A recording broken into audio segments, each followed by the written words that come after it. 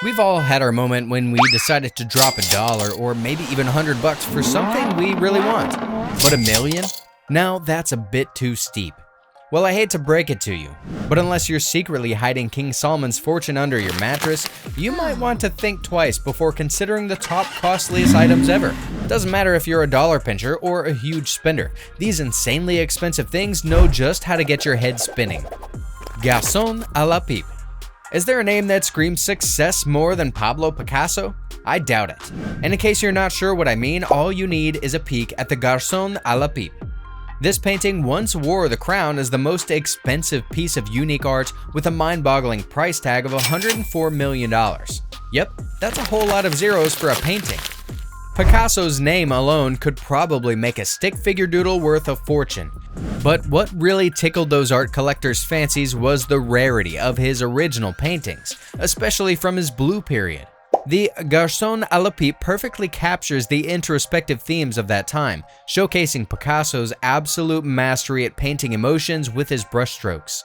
Now, I know what you're thinking. What makes a mere piece of art so special? Well, this masterpiece features a young boy with a pipe, oozing melancholy and contemplation. What? Maybe it's the secret treasure hidden in his pockets that's got everyone's curiosity skyrocketing.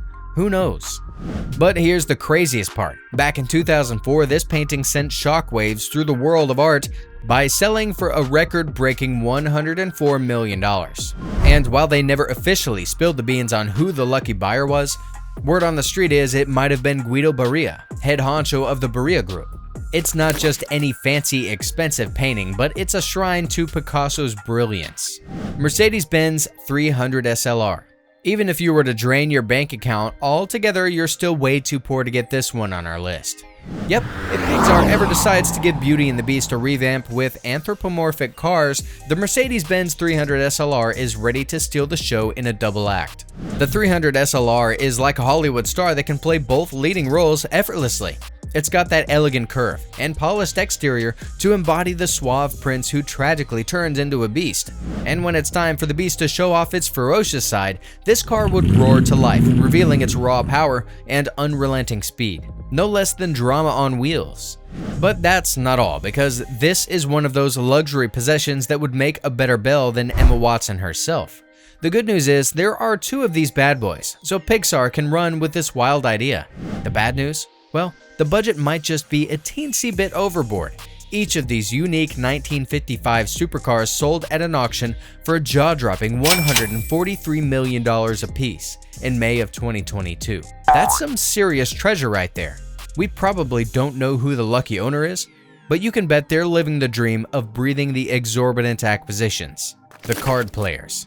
Did you know there's a painting that's almost double the price of the luxury car we just saw? Well, imagine strolling into an art exhibit, and there they are. A bunch of peasants gathered around, faces twisted in intense concentration, battling it out over a card game. It's like the World Series of Poker, but with a charmingly rustic twist. Paul Cézanne, the mastermind behind this masterpiece, had a brush in his hand and mischief in his heart. He captured the absurdity and humor of these scenes like no one else. Seriously, the expressions on these players' faces are pure gold. One dude appears to be decoding a complex mathematical equation instead of deciding whether to fold or raise. And then there's that sly character in the corner, smirking like he's hiding a royal flush up his sleeve. But the laughs don't stop at the characters. Cézanne's use of color adds a comedic touch too.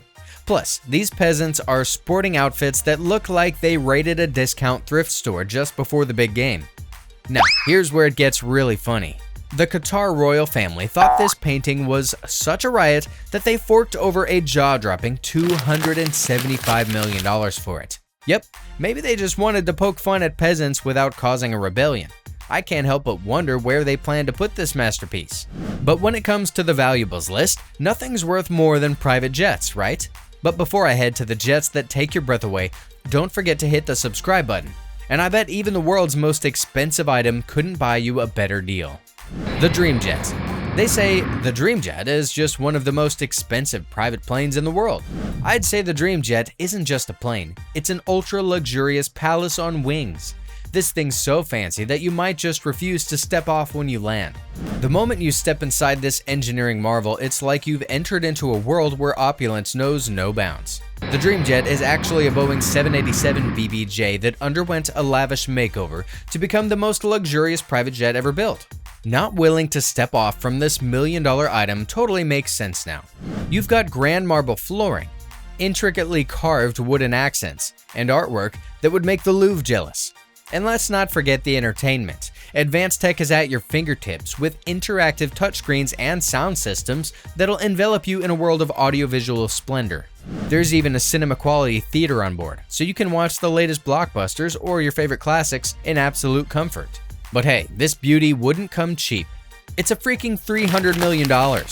Yes, you heard that right. So if you've got those millions in your back pocket, now could be your time to set out on your maiden journey. Via Leopolda.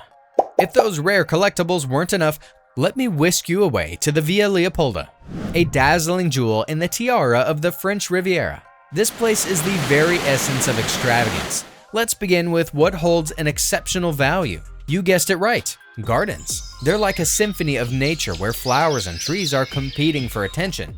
It's almost as if the plants have their very own VIP section, flaunting their beauty and style. Stepping inside the Via is like entering a time capsule of luxury. It's as if the ghost of elegance past still roams the halls, wearing designer ghost outfits and sipping ghostly champagne.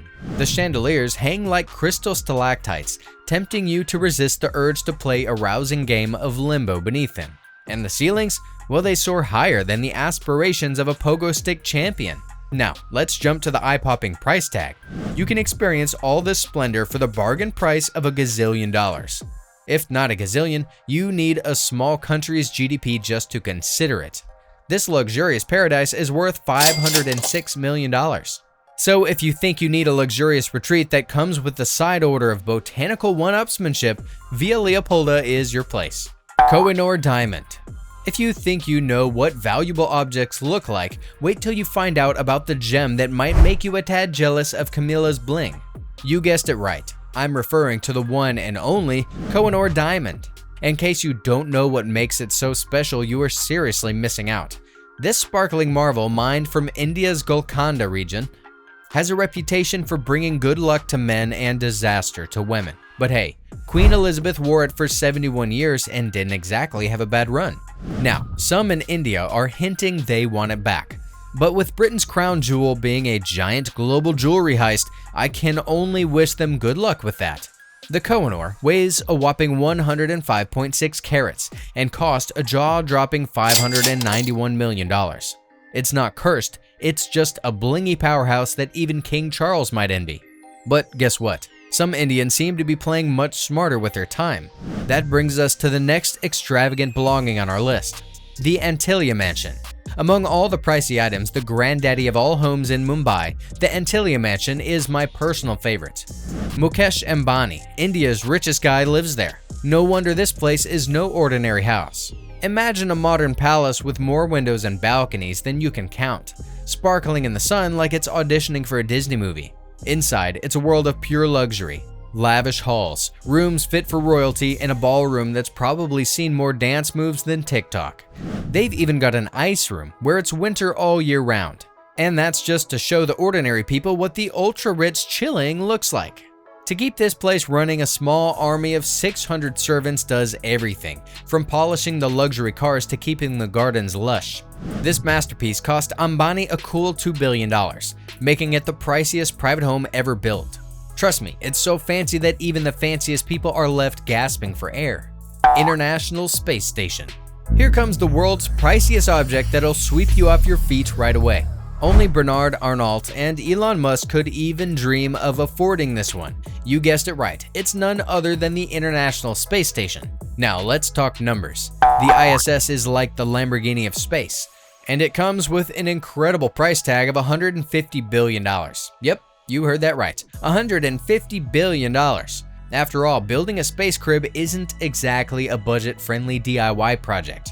Who knew? But before you think it's just a swanky astronaut hangout spot, think again. This space marvel is a high-tech research laboratory floating 250 miles above the Earth's surface. It's like having a room with the most mind-blowing view ever. Scientists worldwide get to conduct microgravity experiments, revealing new insights into everything from how our bodies cope in space to how plants grow without gravity's guidance.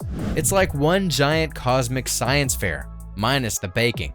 But the ISS isn't just about science, it's also a symbol of human achievement and international cooperation.